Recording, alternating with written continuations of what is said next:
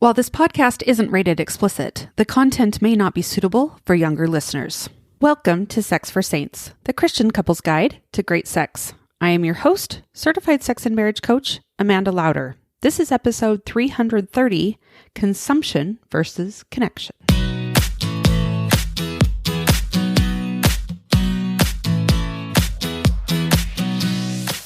Welcome to Sex for Saints, a podcast for Christian couples. My goal with this podcast is to help enlighten, educate, and inspire you to understand yourself, your spouse, and your sexuality better. I talk about sex in a way you probably haven't heard before. I'm bold, I'm direct, but I keep everything in line with my strong Christian values. Are you ready? Let's go. Hello, everyone. Welcome back to the podcast. I recently had the opportunity to be a guest on the Therapy Brothers podcast, and I talked with Tyler and Brannon about the difference between consumption and connection.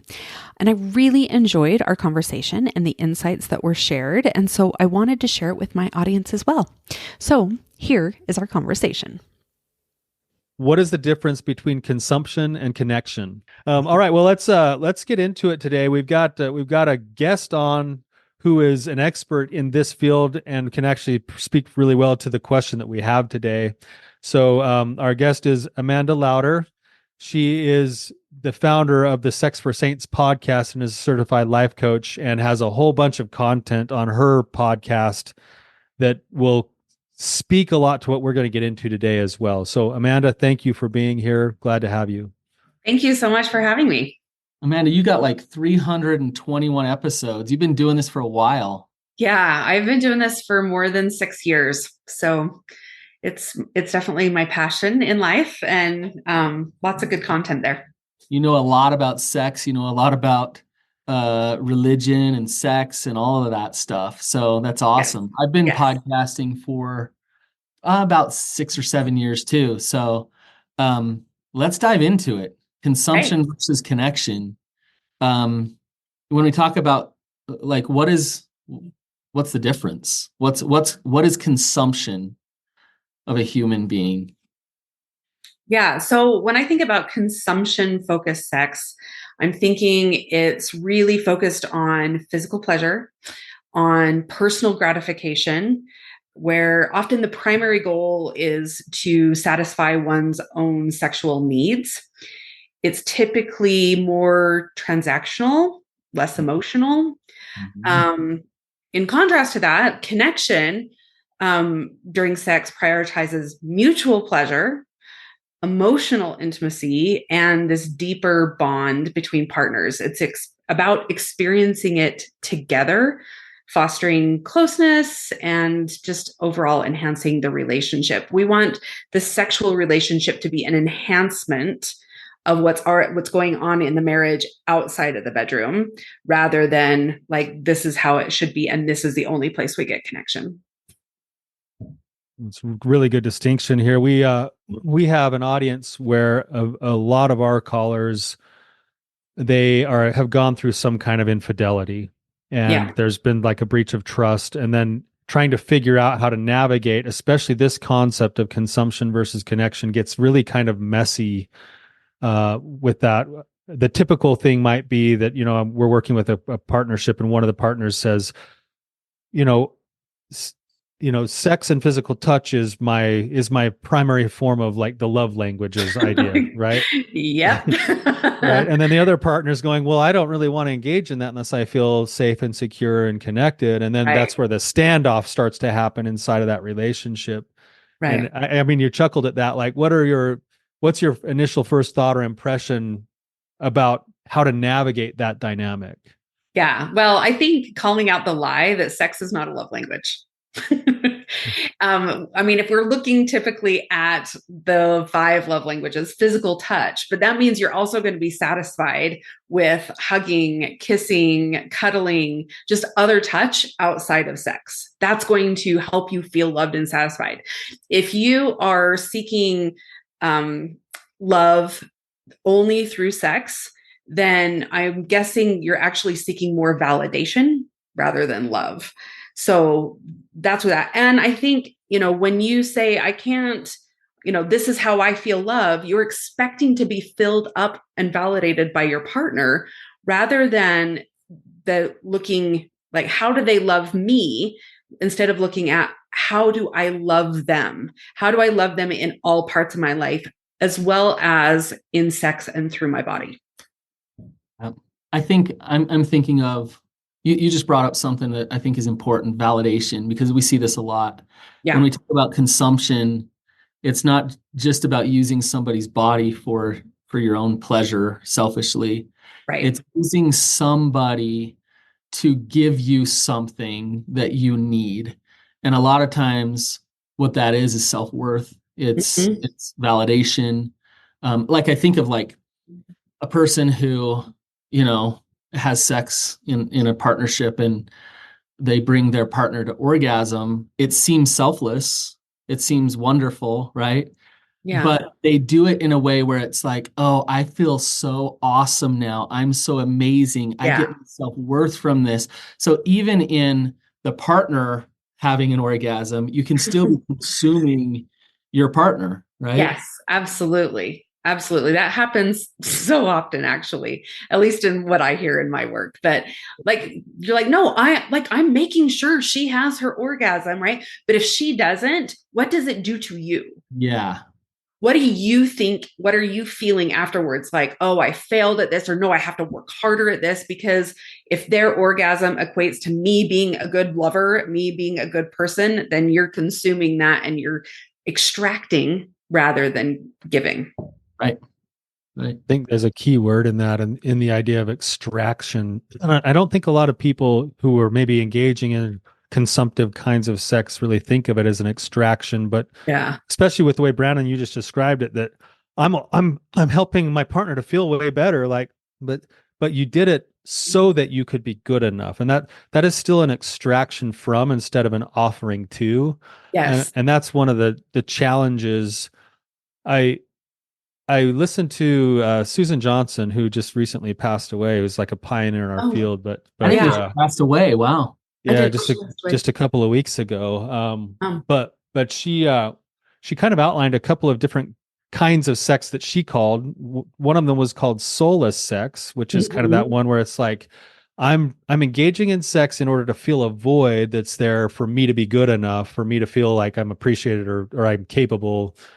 And then the other kind of sex that she just described was called sealed off sex. And this was I'm in my own body, having my own experience, going towards whatever end that's going to be, but I'm missing that connection and that dance between the two. And it seems that both of those kinds of sex that she described would fall sort of at different ends of the same end of consumption-based sex rather than connection-based sex. Right. And a lot of times, especially from the women's perspective, they don't quite understand why they don't want sex. Like, yeah, I have an orgasm. Yeah, but I'm just not desiring it, because what they're not understanding is they're feeling that extraction. Like they feel like they're constantly having to validate their partner and they're being consumed rather than like really being open-hearted. There's that emotional connection inside and outside the bedroom, right? They feel that. A lot of women will say, like, I'm so touched out, the last thing I want is for him to touch me.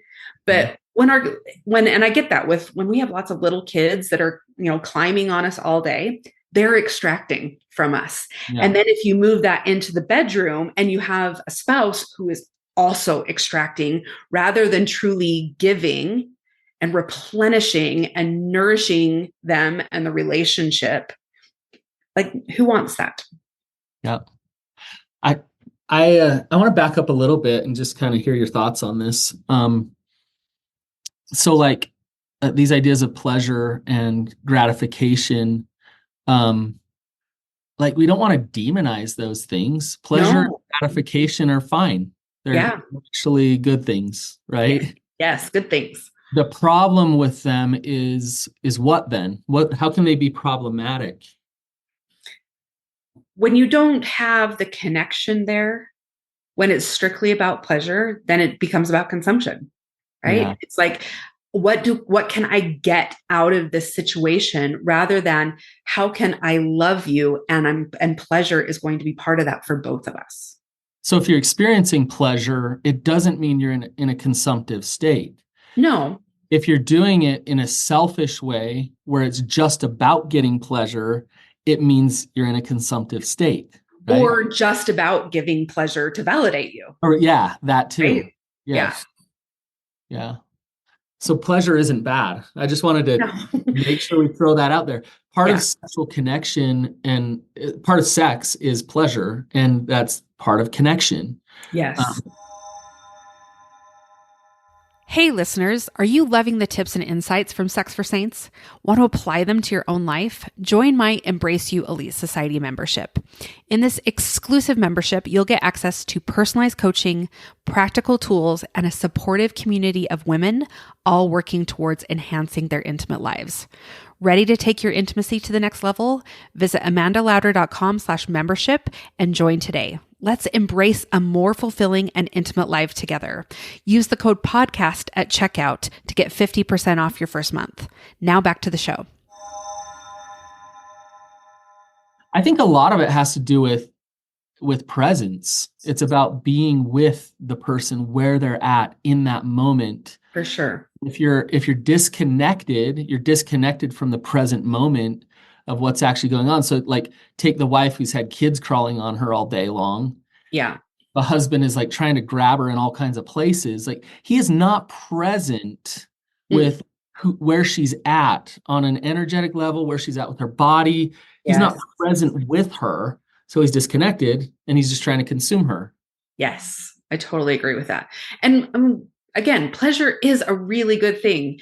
Emily Nagoski's new book, Come Together, it's pleasure is the measure. We want sex that's pleasurable, right? But if it doesn't feel pleasurable just because like physically it feels pleasurable, but it doesn't feel pleasurable emotionally, it doesn't feel pleasurable like with connectedness, then we're not going to want that kind of sex. Right.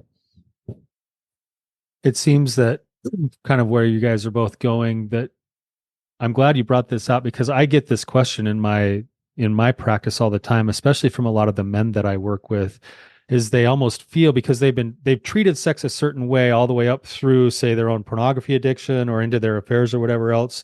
And now they have this snapback reaction, which is that, well, then I shouldn't be attracted to my wife anymore, and I shouldn't be turned on by her anymore. And the fact that I'm turned on and that I want that, and that I even like want like fantasize about her and all that stuff makes me bad. Yeah. And what I'm hearing you guys say is that the sexual drive, the sexual urges, pleasure itself would actually be ingredients of a recipe that need to be there for connected sex to happen. They just can't be the end result themselves. You totally summed it up. Is that what you're saying? Yeah. I would agree with that. I think it's also possible, and I'd love your take on this, Amanda. Two people come together and they have pleasurable sex on a physical level. Let's say they both get off and it's amazing and it's great just on that level. And that sex actually did damage to their relationship. It hurt their intimacy. There was a cost to that sex. Would you say that does happen? Yeah, it definitely happens. I actually just did a podcast on how we often use sex as a Band-Aid to cover up other things that are going on in our marriage. Like, sometimes sex is the measure. Like if the sex is really good, the marriage is good. And other times sex is just the Band-Aid where it's pleasurable. We're both getting off. We're having a good time while we're there, but we're not actually dealing with a lot of the other things that are going on under the surface outside of the bedroom. We're not dealing with the conflicts in our marriage. We're just using sex to cover it all up. That would explain the scenario that often happens where couples we work with start to lean back together, and maybe they do have a really nice experience together sexually that hasn't been there for a while. And then the very next morning, say the husband wakes up and is like, let's do that again right now. Like that was awesome last night. And she's like, well, that was great last night. And like, no, not right now. And he's like, but it felt great for both. Like, why wouldn't we be doing this all the time? And he's still kind of in that mode of the physical element is what drove that experience. And she's like, yeah, that was wonderful, but it was wonderful for all of the other aspects that were also there last night but she can't put that to words oftentimes. Like She's like, yeah, I did feel good. And if we focus on just the physical, it did feel great. And the reason it felt so great to me is because there were all these other factors that I don't know how to put words to.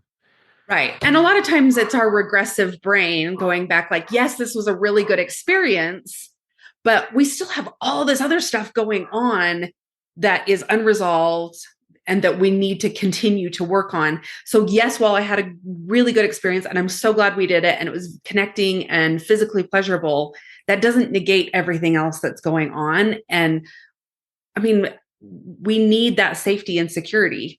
And we can have those moments, sure. But also our regressive brain goes, wait, hold on a minute. Don't forget all of this other stuff. We need to keep moving in a good direction. And the sex doesn't just fix that. I'm just thinking, and maybe I'll go off on a tangent here that we can bring it back, I hope. But I just think women on just a survival instinctual level, they want a man who is strong and secure, but they also want a man who is kind and connected, that will be there for her through the hard times, while she's pregnant, while she's having babies, like he stays. And so it makes sense why a woman wants a man who is actually connected to her in order for her to be vulnerable enough to really have some great sex, right? It makes total sense. Now, to a man's thinking, well, it's my job to like plant the seed, like results. I just want to get this done. I want to go, like, let's do this, right? And a lot of times a man doesn't understand why that connective piece is so integral, so important in terms of sex in a marriage, right? Yeah. Yeah. I mean, biologically speaking, if we're looking back like caveman days, right? A woman is only going to have sex with a man that she knows can take care of her and a child that might come from it. So that's just hardwired into our biology. And I mean, whether you're trying to have kids or not, or, you're past that stage, it's still there. It's still wired in. And so making sure that you feel connected and that he's going to be there for you no matter what happens through those hard times, that's integral to feeling connected and having a good sexual relationship. That's why, and pointer guys, for you guys listening, if you come home and your wife had one of those days where the kids were crawling all over her and you stop for a minute and empathize and understand what it was like for her and maybe give her some space, like that's sexy in the long run. Like that actually leads to trust, safety, and good sex in the relationship. Absolutely. Or maybe a hug without touching all of the parts of her body that knows you just want to consume her in that moment. Yeah. Absolutely. Or, saying, I know you've had a hard day tonight. I want to just like give you a massage and help you relax. No strings attached. I'm not looking for sex. If it leads there, that's fine, right? But that's not what I'm looking for. I'm looking to give you and replenish you and nourish you through this experience. And that has to be genuine. It has to be without the agenda attached of like, yes, I'm going to do this, but later, like later, Yeah.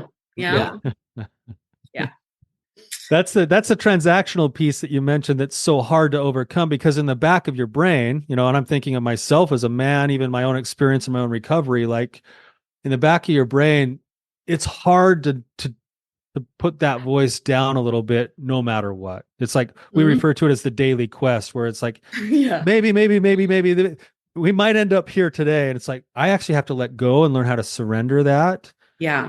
And trust that I can just love my partner. And this is the weird paradox, is the more that I learn how to actually do that with presence, the more she actually starts to say, I want to lean in. I want to lean back. Yes. It's like the safety and the trust is what actually gives her the permission to open more, to lean more. Absolutely. Absolutely. I totally agree with that. And I think for so many men, that is a missing piece, that they're not able to soothe their own emotions and calm that voice down. And then it overrides everything and you miss the connection that you could have. Yeah. Yep. I I wanted to take a quick break from our conversation to share something really exciting. I'm thrilled to announce my Uplevel Couples Retreat happening in Las Vegas from September 11th to 14th, 2024. This isn't just any retreat, it's an exclusive experience designed for couples ready to deepen their connection and elevate their relationship to new heights. We're keeping it intimate with only a few select couples joining us, so you'll get plenty of personalized attention and transformative experiences. Curious to learn more and see if this retreat is the right fit for you and your partner? Head over to uplevelcouplesretreat.com for all the details and to apply. Don't miss this chance to invest in your relationship and create unforgettable memories together. Now let's get back to our discussion. I want to shift gears a little bit because we've been talking a lot in terms of gender, just one way, where men consume women in terms of sex. And if we could just speak to, because I know that women use sex as well in a yes, we do. way, right? But it's a little bit different. So like if we could just talk about that, like how do women use their partner and use sex to get things and to consume? Yeah. I mean, women definitely will use sex as a weapon. Mm-hmm. They'll also use it to get what they want. I mean, I can't tell you how many women are like, I know if I have sex with him, he'll behave better. Yeah. And I think in some ways, I mean, that's totally true. And men have to figure that piece out, right? But women have to stop doing that too. Yeah. And so, or like, I know that if I give him sex, he'll give me whatever I want. Mm-hmm. Yep. Right. And that's missing for both. It's missing that connection. It becomes transactional, and it doesn't work to create a really, truly beautiful, intimate connection and sexual relationship. You know what we see a lot, Amanda, is where a woman's been betrayed or hurt in some way. And so she starts having sex more in the relationship. Yeah. She's using sex to feel wanted, to feel like, look, you still want me, right? And also like control, like, well, if I have sex with him, then he's not going to go act out with someone else or this or that. So using sex in those ways in order to feel okay. It's the validation piece again. Validation. Yeah. Right. And the control for sure. It's also a way that women like mark their territory. Mm-hmm. No, he's mine. So I'm going to do this, and he's not going to go anywhere else. Yeah.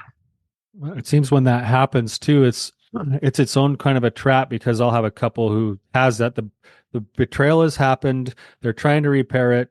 And then she will kind of like overdo it on like, let's do everything you've ever wanted sexually. And then he's coming in and he's like, dang, like things have gotten way better. Like it's amazing, and she's coming in and she's depleted and she's like, I can't keep up. I don't know what else to do. Like this doesn't feel right, but I feel like I have to do it. And there's such a disconnect because he's still so stuck in his own consumptive place. But now she's also doing it to she's trying to create safety and security, but in all the wrong ways. Right. And then it burns her out. And then eventually there's almost like another falling out in the relationship when she's like, I can't do it anymore, No.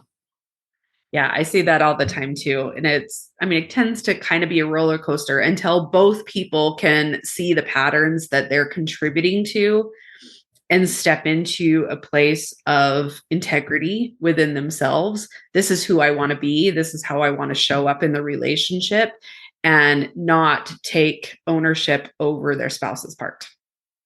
You just nailed it right there. And this is what we see all the time. Couples are in ruts.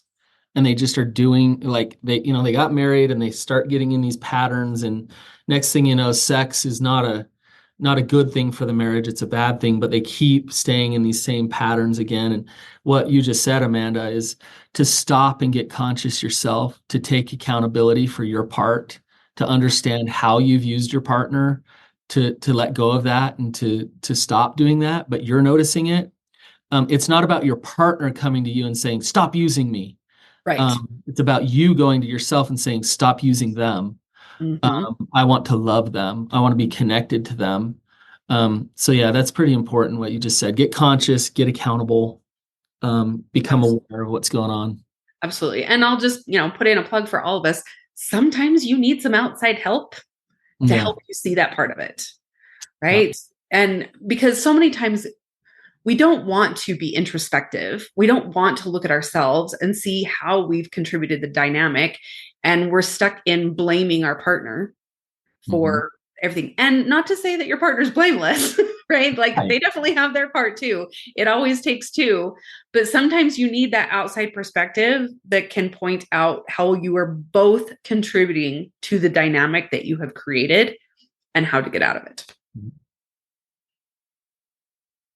So I kind of have a question here for you guys to kind of think through. I was talking to a guy just the other day, and he's really wrestling with this. I mean, he just got done reading with his wife, Come As You Are, and he's trying to figure out brakes and accelerators. And then we were talking about the day that they had just had, and he was like, I'm still hoping that we have sex all day long, but I'm trying not to make that be an expectation. And then he's like, but if I show up and if I'm a good man and I do get home and I help out with whatever's going on around the house and I feel the energy in the room, and then and then I show up and I get the kids all put to bed early, and then maybe I rub her feet for a minute, and then we have sex, is that not still transactional? And I guess I'm wondering, like, in my mind, I didn't see that as transactional, because if you actually let go of the pressure and the expectation and just be the person you want to be, then that connection sexually happened to just happen. And in his mind, I think he's still thinking, but yeah, that was still the daily quest in some way. How do you move from a place of, if you're used to it being a transactional thing on either end of the spectrum, how do you actually start to move towards connection then? Yeah. I mean, I think it's looking at your motivations, right? Are you helping, with the house and putting the kids to bed and rubbing your wife's feet because you want sex? Or are you doing that because you're a partner in this marriage? You're a parent. You want to be a good husband because that's genuinely who you want to be. Like, sex is going to flow from that naturally when you are showing up within integrity of yourself and being a good partner and husband. That's going along with what Amanda's saying. It's the energy behind it. So, if he's rubbing her feet and all these things, and let's say he initiates, like he goes for it, and she rejects him. You'll see on the back end where the energy was. If he's resentful and pouty, and I did all these things for you, yes, all along that was consumptive stuff. It was transactional. But if he's going to rub her feet or do the dishes on a day when she's not even around or available for sex, but that's the kind of guy he is, he's not that type of guy. So, like Amanda, you just said, it leads to sex. Like this type of stuff leads to sex. That's okay. But it's the energy behind it that really matters. Yeah. Totally agree with that. And I think you're absolutely right, Brannon. Like, on the other end, like, if she does reject him, then what happens is really revealing about what those motivations were. Right. But if he's like, that's okay, and he works on, like, it's okay for him to be disappointed. Right. Disappointment is a normal emotion. But do you take that disappointment out on your wife? Right. Right.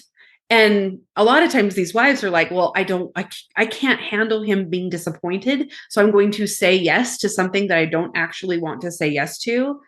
And then yeah, he got the sex, but it wasn't connecting. And yeah, she had it. And then she resents him afterwards.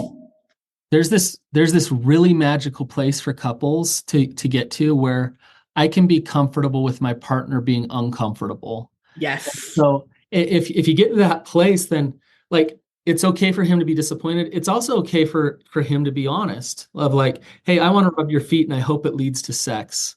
Yeah. And for her to be able to say, well, I'd love a foot rub, and it may or may not. I don't know. We'll see. Right. Exactly. And let's say it doesn't. He's disappointed. She can sit in, I'm okay with him being disappointed. That's actually a really healthy relationship. That's a good thing. Yes, it is. And honesty is intimate, right? you're building that intimacy in your relationship when you can be honest with each other and be able to sit with your own uncomfortable emotions and your partner's uncomfortable emotions. Yep.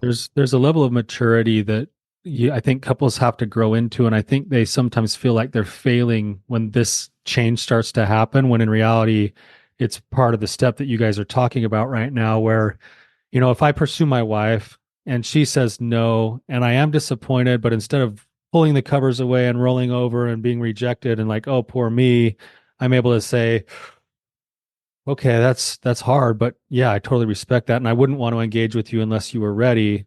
If she sees my disappointment and goes, proof you're not in recovery, proof you don't want to get better, like she's missing the boat, that my disappointment was going to be there no matter what, but I can manage my disappointment, and she can learn to trust me to manage it without mistreating her, at the same time that she can offer grace for that process to happen. And that's hard for her too, because absolutely, she's got that pressure, like, oh no, I've disappointed him, something's wrong with me, like this is, and if both couples can at least agree that this is the practice we're in right now, it's okay, like it's okay, that actually does really build, I love what you said, honesty is intimacy. And I think some couples, they feel like it should just instantly be like, he doesn't have any sexual drives after he approached me and now he's all better now. And it's like, no, it's going to take him a minute, both physiologically and emotionally, to be able to hang in there and get re-engaged. But if you see him doing that work, that's good work. That's good work. Right? Absolutely. Yeah.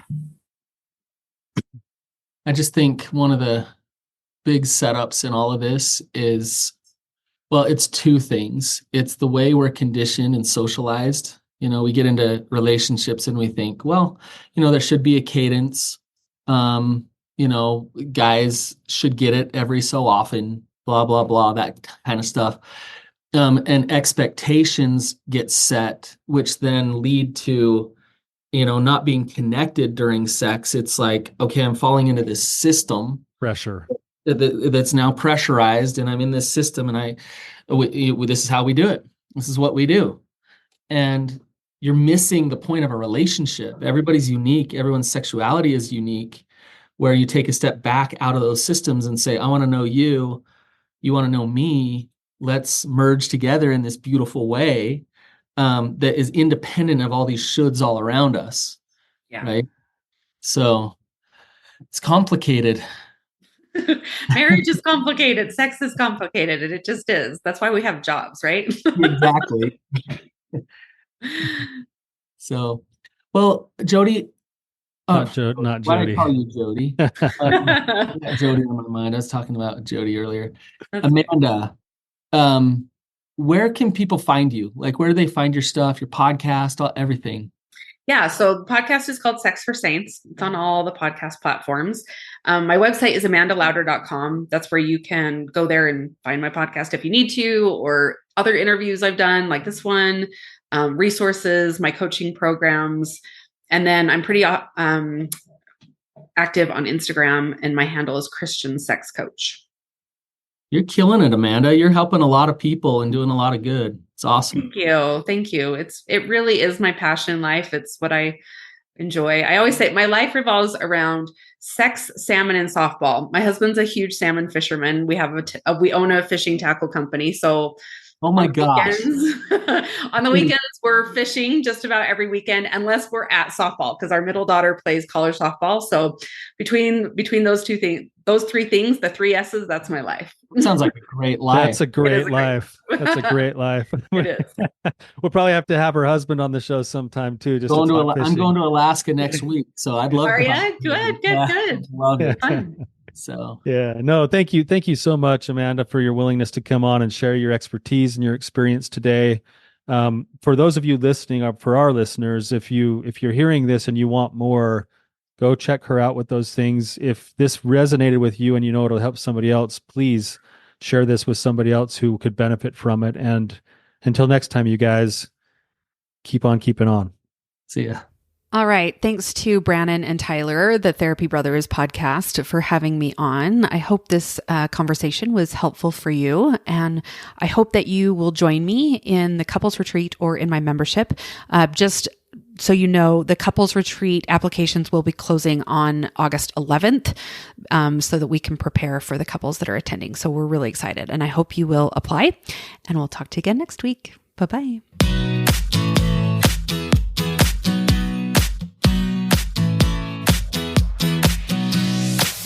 Like what you're hearing on this podcast? Make sure you hit subscribe so you don't miss a single episode. Don't forget to leave me a review and share it with your friends.